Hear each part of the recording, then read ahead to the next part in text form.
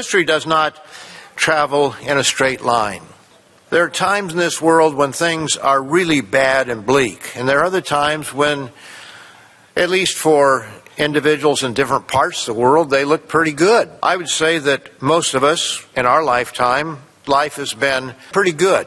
It has not been as it was for my father's generation and those that went before. Now, I don't mean that every last person has had it good, because some of you have lost mates, some of you have lost children, some of you have gone through some horrendous trials of your own. But when we look at the grand scheme of things, we'd have to say the last 80 years or so have been pretty good when you consider man's history.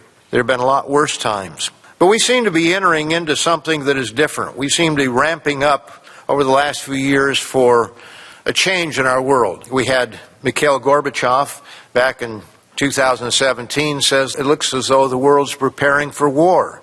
And since that time, we've had the war in Ukraine, we've had the war there in the Middle East. We have hope for a time of peace as a result of some sort of an agreement that's been patched together, or rather unequal exchange of people, where the Israelis are exchanging a lot of prisoners, a lot of terrorists who had life sentences for innocent individuals. As much as a human being can be innocent, it seems like they're going to have that swapped.